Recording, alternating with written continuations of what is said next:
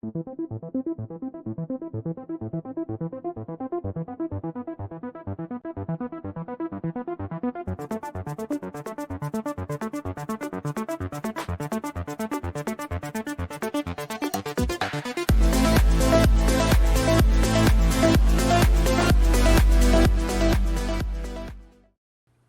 we're back with another episode of NBA Observations. It's Gerald Glassford. Thanks so much again for joining us right here at the Lakers Fast Break, and of course, our great NBA Observation show. But it wouldn't be an NBA Observations without a great NBA observer. He is back.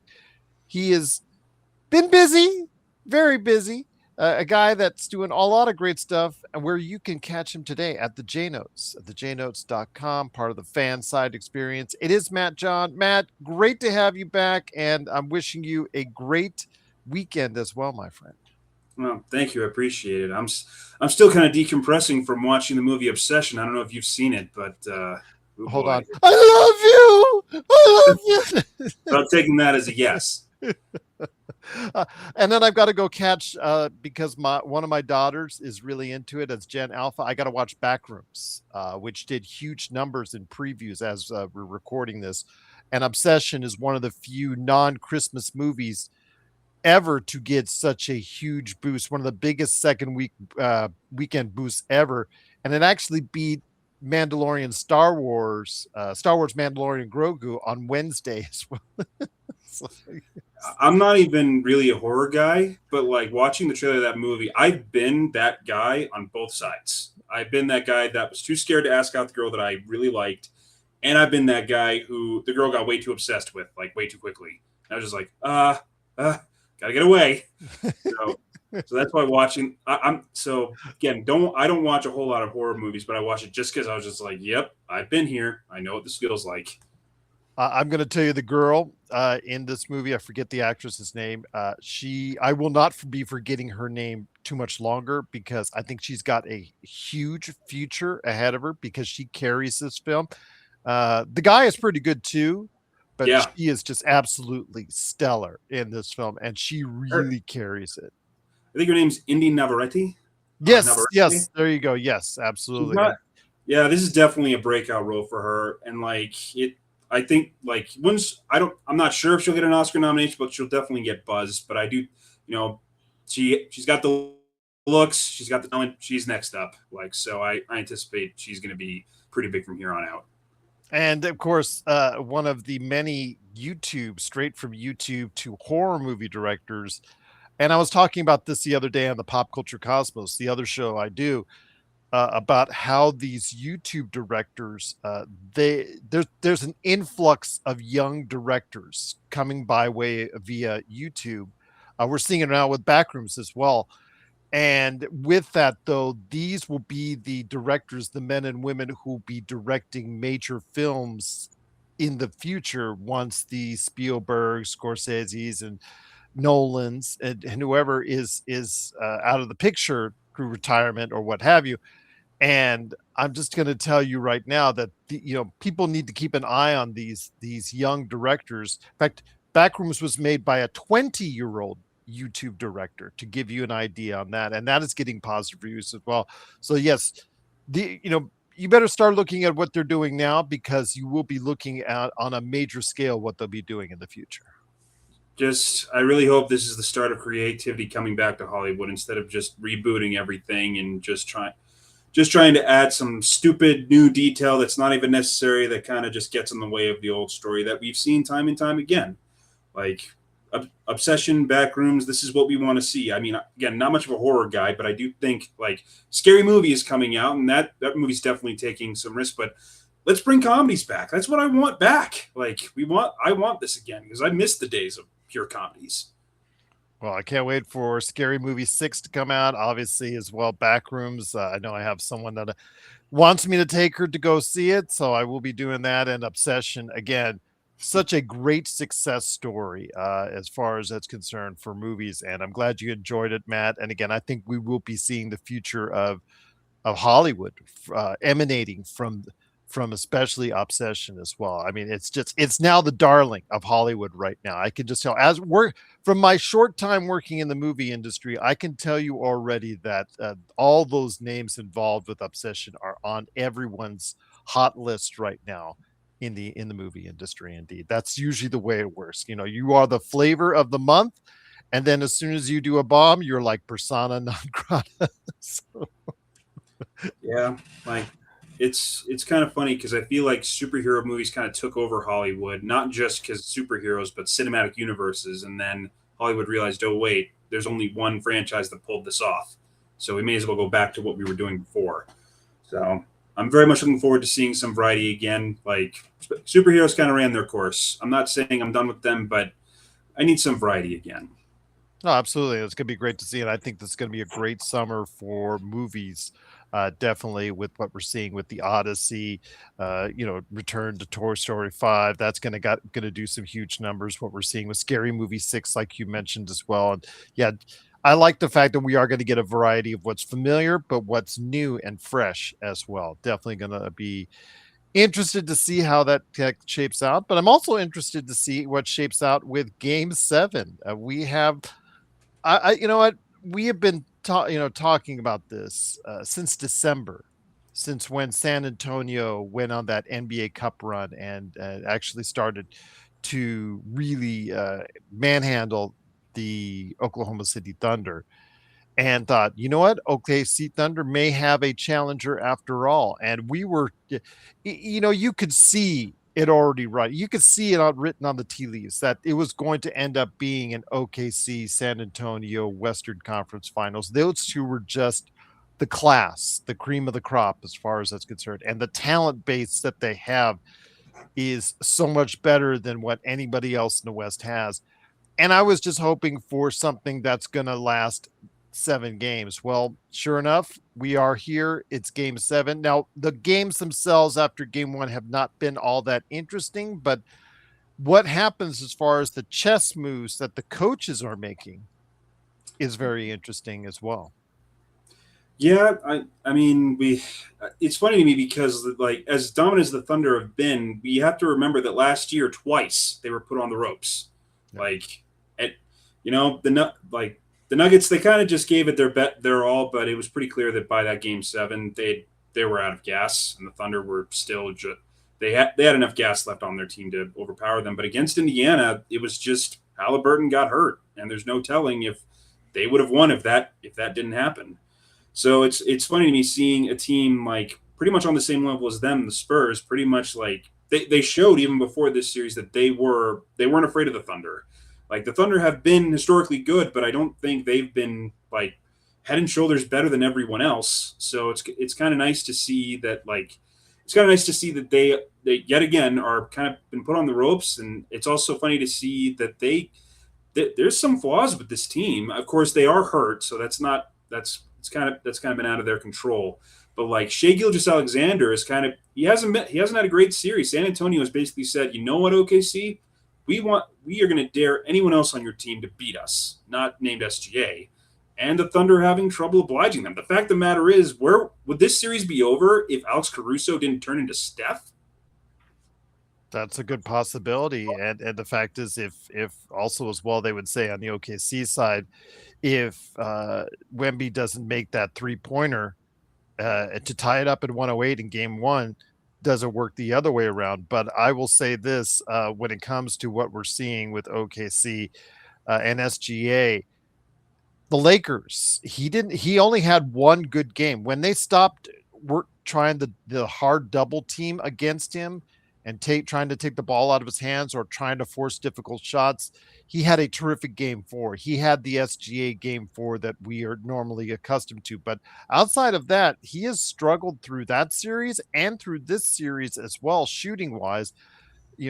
Only the days where he can feast at the free throw line, which again is a thing in and of itself, my friend. I know you've probably seen on social media the legal action, the cease and desist he's already put out for the what is it, the Operation type board game for it's the most valuable flopper indeed. But I will just say this. I'm excited to see what happens, but I want to say I am kind of leaning towards San Antonio. I just like the way that they go about doing things a little bit better than OKC. I think OKC comes off a little bit arrogant at times. They're laughing through the entire Lakers series as one, but also at times laughing their way through any diversity or yucking it up when it's tied 2-2 just seemed to be kind of disrespectful.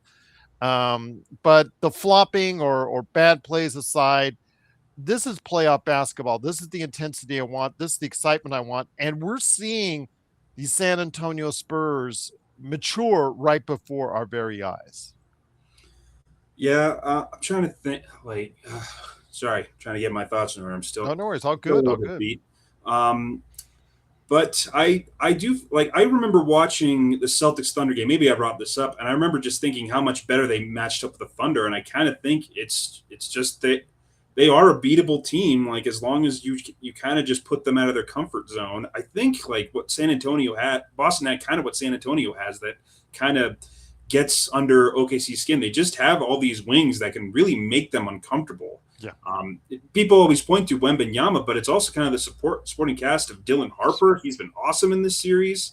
Like I just, I could, I'll just say this much: like I really couldn't tell you who I think is going to win, and that speaks to how ready San Antonio is now and how scary they are going to be going forward. With of course, the three guards, De'Aaron Fox, who struggled in Game 6, so that Game 7 is something that he's done well at before. So we'll see if he can go ahead and step up to that game. Of course, Castle and Harper, they've been tremendous. He has a young backcourt duo I really like.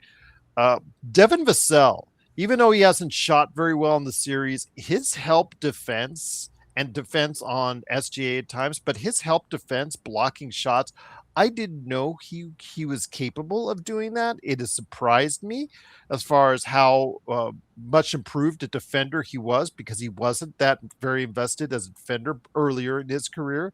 I'll leave it at that. And of course, Wemby. It all ties into Wemby having to have a good game because no matter how good the triumvirate of guards is, no matter how good Vassell is or anyone else brings to the table, Keldon Johnson, etc., Carter Bryant, what have you, it all lies upon Wemby, my friend. And I think the key is Wemby having a great game. Wemby has to have a game that has to be remembered by a lot of people in order for them to move on to the NBA Finals. What do you think is the key for San Antonio to take out Game 7 on the road in Oklahoma City? Well, it also kind of seemed like there was definitely a 3-point disparity in Game 6, unless I'm not remembering that correctly. A 3-point disparity? I'll look it up. No worries. I'll check it out right now. So this is definitely it definitely does start and end with Wemby, but it is kind of nice to see all these guys kind of like what I love the most about watching this series is not just when playoff series don't just come down to how much talent you have. Like San Antonio has made it clear to OKC from game one, hey, we are not afraid of you. We will push you around. We will match your physicality. We even do things that you didn't even see coming. Like, so I kind of appreciate the fact that the Spurs, like, even though obviously the ceiling is, what Wembanyama can do, this team has not wilted at all. Even when OKC's gotten a few good punches in, they've taken the punches and they don't fall down. So I do think this Game 7 is going to be really telling as to whether or not they can keep that up. And yes, Wembanyama is going to have to put up just these freakish numbers, which he hasn't exactly done in this series, like on a consistent basis. He when he did that in Game 1, I was like, oh, is this is like LeBron against the Pistons versus the Lakers. LeBron versus the Pistons when he was with the Cavaliers in 2007, where I thought, oh, this is him telling everyone, no, my time is now. But OKC has done a pretty solid job, making him uncomfortable at times, not consistently. So I am excited to see how because you actually kind of said it best that this series, even though it's been intense, the only really good game has been Game 1. Yes. The other ones have been all blowouts, so it's been a pretty topsy-turvy series. So I'm looking. This could be like Cavaliers versus Warriors in 2016, where anything really could happen. It really could come down to a LeBron chase down block and a Kyrie miracle shot that wins the series. Like it really could come down to that, and I'm looking forward to when it does. I am as well, and I just let you know to answer your question. They outscored the Oklahoma City Thunder by 15 from the 3-point line. They made 5 extra 3-pointers. As you remember, they made 8 in the first quarter alone of their 15. But also a key as well is the turnovers. They were matched up 12-12 on the turnover ratio, which, as you know, OKC feasts on the turnovers. And if they're not getting those turnovers, they're not getting out easy points, which makes it harder for them because in the half court offense, they do have some flaws. Alex Caruso, you have to depend on to go ahead and get scoring. And when that happens, that's kind of a tough ask for that, especially the fact that he is so inconsistent a shooter, but he has been pretty good this series as far as shooting wise. And you're going to need another game like that from Alex Caruso because J Dub has been officially ruled out of Game 7. Oh, jeez. Yikes. It is definitely one of those playoff variables. Like, I think San Antonio, they tell themselves the exact same team other teams will tell themselves. Like, look, if we lost because Alex Caruso couldn't miss, just wasn't our year. Like, Yeah. they will never say, oh, man, we really needed to stop Alex Caruso. Like, I'd rather have Alex Caruso beat me from 3 than Shai Gilgeous-Alexander or Chet Holmgren. Like, if I've got my bases covered there, then just the Thunder just lucked out that the guy who we kept leaving the guy that we kept leaving open could hit his shots. I am going to make a selfish reference here. Like, why they lost in 2023, people will say Jimmy Butler. I'm not taking away what Jimmy Butler did, but the Celtics strategy was we're just going to let Caleb Martin beat us because it's Caleb Martin. We're not afraid of him. And he turned into Michael Jordan in that series. That's why they lost. But that doesn't mean the strategy was necessarily wrong. It just means that the Heat obliged them miraculously. So that is kind of like what this series may come down to is just we lost because Alex Caruso just couldn't stop hitting his threes. Well, I'll tell you what, I am looking forward to Game 7 tomorrow. Again, San Antonio has to play, in my opinion, a near perfect game in order to go ahead and get the victory on the road to OKC because I've also seen where the refereeing is a little bit more generous. Let them play, is my opinion. Let them play. Do not let Wembanyama or SGA get to the line 10 plus times. Just let them play physical, let them play hard, let them leave it out on the court so there's no complaining from the fans. Just let them play is my strongest recommendation for Game 7, but I'm here for it. I am ready and willing to go ahead and catch hopefully will be a memorable Western Conference final, something that's been set up for a great part of this part of the season as well. But there's still a little bit more to talk about when it comes to what's going on with the NBA while the Knicks are waiting. Mitchell Robinson did have surgery, but he looks to be ready for Game 1. And like that's going to really hurt his free throw shooting that his pinky got broken. Come on, people. Was there ever a doubt? He is coming back. He can't shoot free throws really any worse than he does now. So please, all right. It's that minute people were worrying about it. And I saw when he broke his finger in games in Game 4 against Cleveland. I saw when he started, when he got a hit and when he started rubbing us, you knew something was up with that. But I'll just say this: we'll probably talk about next week as far as what the finals will be and whatnot. I will just say for now, I am looking forward to it. But I just think that with the Knicks, there is some good things going with the Knicks right now. But they've got a lot of momentum heading into a finals matchup, whoever they face, Matt. I'm also very much looking forward to seeing how the finals turn out. I keep criticizing the Knicks, and I really got to stop. They've been awesome. People say it's the East, and the East is really weak. And even so, like if that would only hold water against the Knicks if they kept going to a 6-7 game series to beat the conference, which they didn't. They went scorched earth on everyone after being down 2-1. That's really impressive. But I am looking forward to seeing when the finals happen. Was the Knicks' success a product of the East being that weak, or are they actually that good of a team? If they give whoever comes out of Spurs Thunder a great series, that to me is confirmation. Is no, this team is excellent. They really are a title contender. But if it's an easy sweep, and I don't think it will be, but if it's an easy sweep, it is confirmation of, yeah, the East really was just that bad this year. And whoever comes out of the West will have enough time because the first game is not until Wednesday. So Sunday, Monday, they'll have like 3 days off. They'll be fine, especially younger teams that have a lot of young players like OKC and San Antonio. They'll be just fine as far as whoever comes out of that. But I'm looking forward to it, my friend. We're looking forward to seeing who comes out of the Western Conference Finals and into the finals. But before we head on out, my friend, because I know that you've got a busy weekend indeed, I just wanted to go ahead and touch base with you and get your thoughts on Game 7. I was excited to see that happening, so I wanted to go ahead and reach out on that. But what I'm not so excited about is this NBA new institution of the lottery rules going forward. And as far as the 3-2-1 aspect of it, I read it aloud on both my channels. And yeah, that's, it hurts people's brains when I do, as far as it's concerned, the relegation zone issues. They put some extra stuff in there as filler as far as it's concerned before they ratified it. Only one team decided against it and voted against it. That was Memphis because they are directly affected by it going forward. But I know you've had a chance to take a look at it as a team that you cover with the Utah Jazz. They could possibly be affected by that going forward. Your thoughts, my friend, on what you see and what you make of this new 3-2-1 lottery rule that'll be the norm for the next 3 years?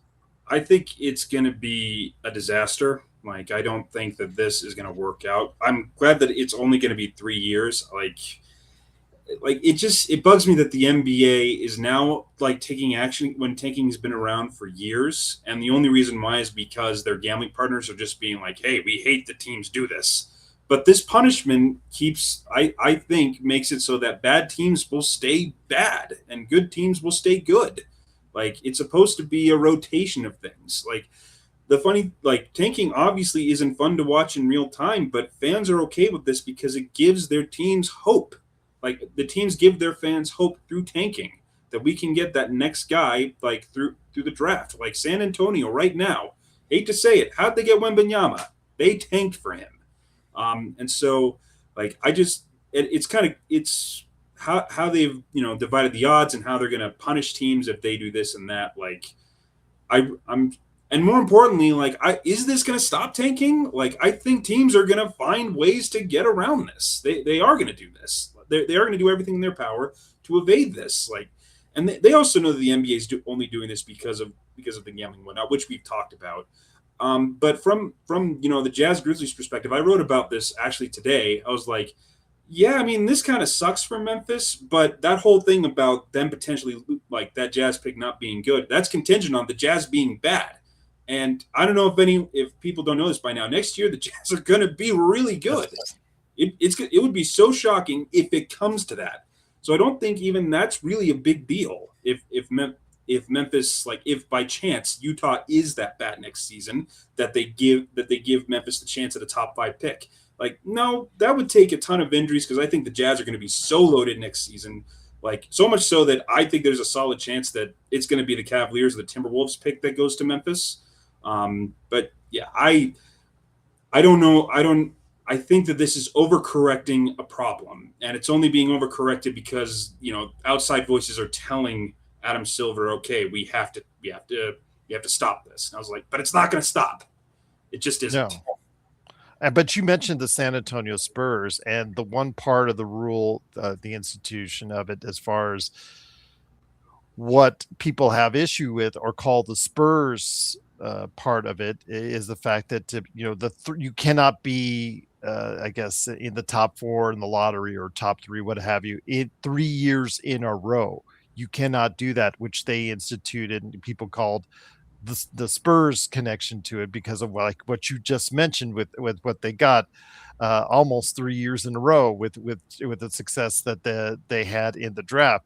So with that, as far as the concern, I just think that you are correct. You're not going to see as far as the bottoming out of teams, but you are going to see gamesmanship in the months of March and April to try and get into that relegation zone and stay in that relegation zone so you can keep your ping pong balls. So it won't be tanking per se, but one night there will be tanking, one night you will win, depending on who, especially in the East. We'll look at a lot of teams like matchups, like with a 20 win team versus a 22 win team. And you'll say to yourself, okay, how is the gamesmanship going to begin as far as that's concerned? Yeah.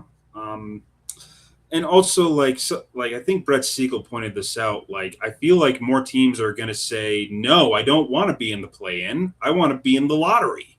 Like now that the odds have spread out even further, that I could actually get the number one pick if I just don't try to be in the play-in, then what's the point? Yeah. Like so, or they could be like, you know what, we'll make the play-in, but we're not going to give a crap. We're just going to lose, and so that we can play our hand at the with the ping pong balls, so to speak. So like maybe there's something we don't know that the NBA knows about the ramifications of this choice, but I'm just like, guys, why are we doing this? Like this is something that we can't get rid of, and any correction that we try to make typically does not change anything. So, like, why can't we just stop? Like, and more importantly, why can't the NBA just tell these gambling companies, yeah, we just won't put parlays on teams that we know are trying to lose. That's a difficult question. As far as it's concerned, I'm sure it concerns a whole lot of money not being transferred if that's the case. But I think you make a very valid point, and I know you made a very valid point on your article that was published earlier today on the J Notes at the jnotes.com. But before we get to your great work there, to head on out, I wanted to ask your thoughts on one last team, which is the team that was eliminated by New York and the Cleveland Cavaliers. They decided to retain Kenny. I love my analytics. I think we won the series Atkinson. There's talk about how they're going to renegotiate James Harden's contract. I am been on this as far as yeah, Oh that's no. I'm hearing it, man. I'm hearing it. It's just crazy. I am been on the record. I said this last week. I said that James Harden in that game one when they were up by 22, excuse me, that whole rest of that fourth period was probably some of the worst defensive basketball I've seen at that level in a championship final, conference final ever. And that was also some of the worst coaching I've ever seen at that level. And they're both going to be rewarded by one keeping their job and a still staying on the Cleveland Cavaliers going forward. I'm sorry, Matt. I'm sorry. James Harden, he'll always have that ghost, a shadow of not being a consistent playoff performer, always over his head. We saw he is at this age a terrible defensive player. I don't know why you would want to keep him. I don't know why you would want to pay him 25, $28 million is what I'm hearing. I just don't know. I don't get it. I don't get it, man. I don't care what agreements you had with his agent. I just don't get it. What it's I made a joke to one of my buddies earlier, like a fake quote from Kobe Allen was like, "Oh man, it's going to be so hard to pay James Harden good money this summer." And Daryl Morey responds with, "Yeah, sucks, doesn't it?" So it's everything about James Harden. Like I don't even understand the argument for him at this point. Like the only argument for him is sunk cost fallacy. Like we've already invested this much. Like we don't really have much of a choice. But I feel like with Cleveland, like it extends past Harden. Like Donovan Mitchell is not your best player if you want to win a title. He just isn't. And that's not a shot at Mitchell. I think he's a Kyrie. He's not a LeBron. Like he's a very talented player, and I think that he would benefit from playing next to someone who's more intimidating than him. But like Cleveland kind of got like they got their so close and yet so far sort of realization this season. Like, and the funny thing is, if you ask me, like the bracket also worked out in their favor. That like Toronto, I've already gone on the record talking about how much I don't outside of Barnes, I don't really like the Raptors, and they still push the Cavaliers to 7. Like, granted, R.J. Barrett, Tyrese Halliburton, but still, like, I just look at Cleveland and like, New York is definitely in a league above you. They have yet again, like they embarrassed you in 2023. They did it again, like this year. Boston is definitely not going to take their playoff loss lying down. I think they are going to make the necessary moves to get themselves back on that level. The Pacers, they're going to be back. The Pistons, they were excellent this year and probably going to look for some upgrades. Like if I'm the Cavaliers, like the unfortunate part about them is like you've been at close but no cigar, and even as you've gotten the closest you've ever been, the cigar is still pretty darn far away from you. So, like you keep Harden, like the funny thing is, I would argue with Harden, like I would sign him at this stage of his career to the non-taxpayers mid-level exception of 15 million. If he's that, I wouldn't even do that. To be honest with you, I would not even do that.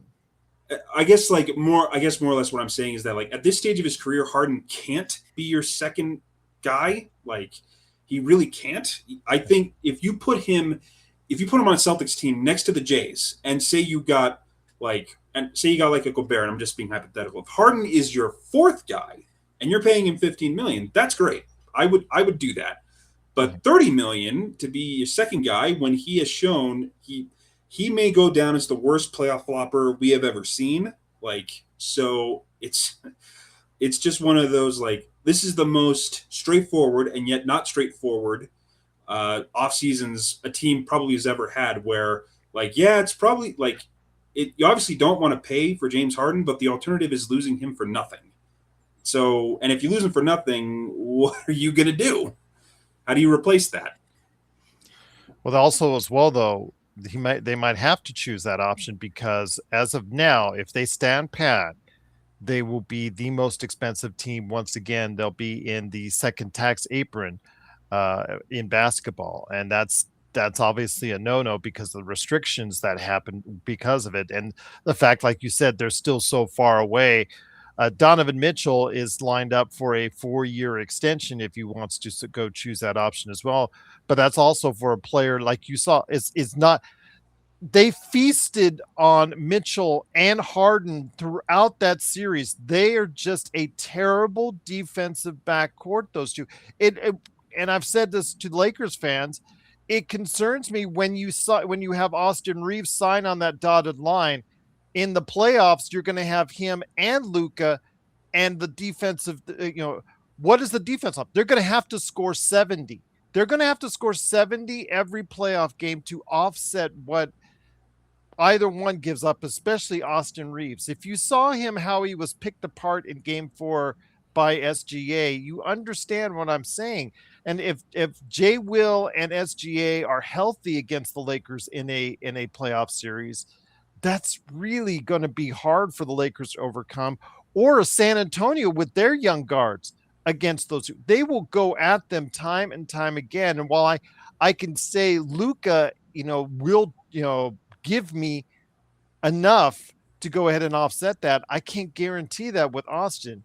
So I'm saying, relating back to the Cleveland Cavaliers with Mitchell and Harden, and you saw that, Matt, on a big platform, that they are just so bad together defensively. It does not work at a high level of the playoffs because coaches will target them repeatedly over and over again. Yeah, they're not going to stop, and it's funny because people will use that as a see. You can't have a small guard as your best player if you're trying to win a title. But look at the Knicks. Yeah, Brunson, he's small, but hey, he gives a crap on defense. Like he gets targeted, but they have guards like a Hart and a Bridges and a Nobi to offset that. Yes, they do, and that's the one thing that you can do. And I feel like the Cavaliers have, the structure is not terrible, but it's just not good enough that if you told me, yeah, I think they can win the title, where I wouldn't laugh in your face. I was like, they're not close. They haven't been. It's been a fun ride for them. I mean, last year was kind of their chance, and they blew that. Like they brought in Lonzo Ball, and they brought in Keon Ellis, and neither of those guys did anything. So like, I'm looking forward to seeing, like, I do think Kobe Altman is a smart GM. I do think that they had to get rid of Garland. They had to split up Mitchell and Garland because that was bad too. Those guys also don't play well defensively together.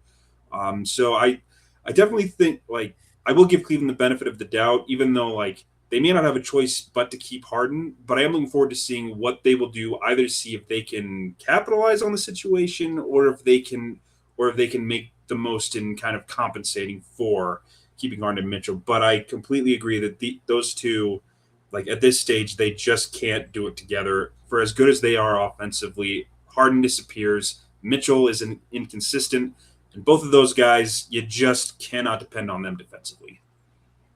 Great observations indeed. Once again, it's Matt John from the J Notes. Before we head on out, including what you were just talking about as far as the article that you posted as of recent, what you've been working on at the jnotes.com. Well, right. Lately, Tim Bontemps reported the other day that the expectation is that Walker Kessler will resign with the Jazz, which I don't think anyone saw it differently. No, I didn't. As someone who wants him on the Lakers, no, I don't see it any differently. I totally get it. Like, but I think what I'm like, I do feel kind of sorry for Walker Kessler because like the Jazz absolutely played that perfectly. I wrote about that upon when that report came out that like, yeah, we are banking on that your market is not going to be as strong, and we are going to try to keep our cap space to spend it on someone else, which we can't do if we re-sign you. So, and something that has come to mind. I'm not a cap guy. I'm not going to pretend that I am. But the figure that Bontemps reported, like $25 to $30 million, I am optimistic that perhaps that means because Utah, they won't be able to keep this core forever. They will have to start paying Keontae George and Ace Bailey. If they're able to get Kessler on the $25 million, that would give me confidence that they can keep him. But they are going to have to trade someone like Markkanen in a couple years' time to compensate so that they don't have to cross those aprons. But I do want so what Kessler resigns for, I think, will determine whether or not he is part of the future. It's a shame because he actually really looked like he had taken another step last season before he got hurt, or taken another leap, I should say. But of course, he didn't prove it over the course of a season. But like, if they were able to get him on that team friendly of a deal, that's a huge win for them, and it may help their chances of keeping him for the long haul, which I think is best for everyone.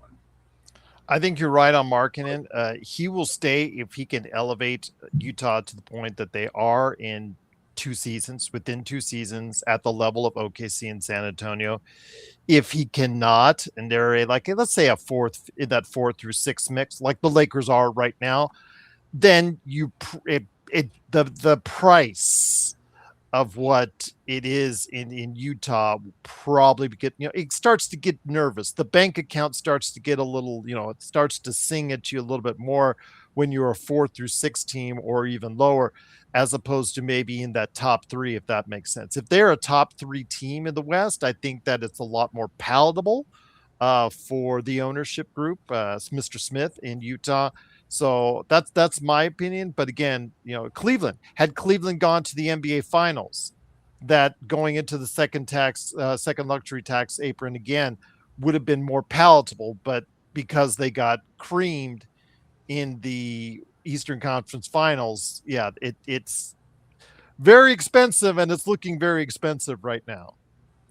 I'm very much looking. I think the real X factor next year is going to be how ready their young guys are, because the young talent will be undeniable with George, Bailey, and whoever they get at number 2. It really doesn't matter to me who they take. It's going to be a home run. So, like, if their young guys are ready, their young guys show the kind of how do I say this? The playoff ready atmosphere that the Spurs young guys have shown in these playoffs. Like, I am. I have that I have no bias with the Jazz. I love this construct. I am very confident in their ceiling. Like, I won't go on to say that they're the team to beat, but I do think that there is a non-zero chance they could be right there with San Antonio and Oklahoma City next year if all goes well, which is not a given. But I don't think it should be laughed at. Well, again, but you have a lot of youth on that Utah team, and normally in previous seasons gone by, you and I would be saying, "Oh yeah, we're going to let them develop, give them a season or 2, and they'll be right there in the mix, or get them like a taste in the playoffs." And what San Antonio is doing right now, on the possibility on the fringe of going to the Western Conference Final, the NBA Finals, the expectations change. So, and especially with the salary cap, being more of a, you've got to go, if you're going all in, you better go all in right now type mode. So with that, Matt, again, the expectations change. So the expectations to win with that talent on Utah's roster, that has to be a little bit more pressurized. That has to make a little bit everyone more nervous, and that has to increase the ability for them to go ahead and win sooner rather than later. I agree with that. Definitely, when you play that well, it does raise the bar a bit. I do also think that the funny thing is there's just been so many there's been quite a few turbulent years in Utah, since pretty much the 2020s. Even like the tail end of Mitchell Gobert was kind of hard to watch because the writing was on the wall about the two of them. Yeah. So I do think that there is going to be a little bit of benefit of the doubt from the Jazz and their fan base of like, look, we're just happy that we're on the rise again. Like I won't I should say that even though I do think there is a possibility they could be that like around the elite of the elite, I think they'll be more than happy to approach next season of like, look, we'll be as good as we are, and if it turns out to be a first round out, we're going to be happy with that. So like, just because we're just glad to be right up there again in the Western Conference playoffs, which is always a war zone. Indeed, and we'll see how it plays out this time next season. But Matt is going to be here to cover it all for you guys out there on the jnotes.com and whenever he can stop by here at NBA Observations. My friend, it's been great talking to you. Obsession is absolutely killing out there. We have an obsession over obsession and also back rooms as well. But any last thoughts, my friend, before we head on out? Like off the top of my head, like I'm still very much keeping my eyes peeled on the Giannis Antetokounmpo situation. Just like that, and that will keep, because he is the best player of it. I'm trying to think of the last time a caliber of his player was on the market, and I'm trying to think, is it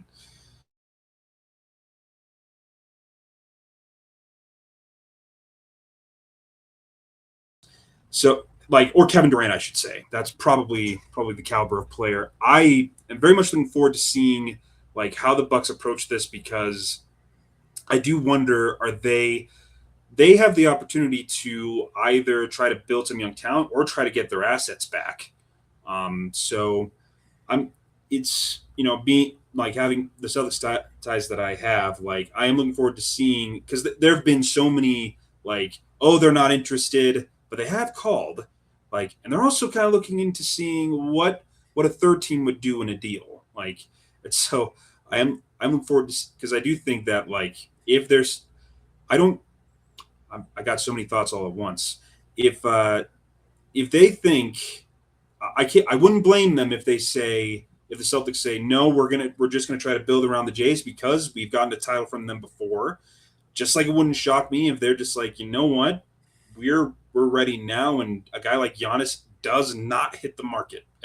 Like this is a once in a generation type of opportunity, and it sounds like he wouldn't mind playing for them. Like it sounds like there's been intel that's saying that he would like to play in Boston, and he's also gone on the record saying he likes Celtics fans, he likes how passionate they are. So like I am excited to see how this plays out like this offseason.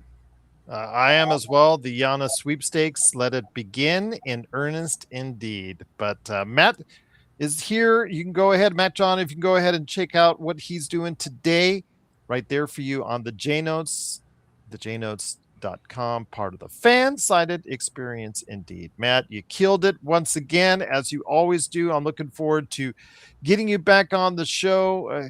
Hopefully I can get you on right in and around the start of the NBA Finals next Wednesday. So definitely looking forward to that. But absolutely, you are the man indeed. Wishing you a great weekend. I know you've had a busy day, so I appreciate you giving me a few moments of your time indeed, my friend.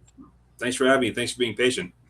Oh, no, always, my friend. Always willing to bring you on no matter what, as far as that's concerned, because you always provide the best of intel and the best of NBA observations.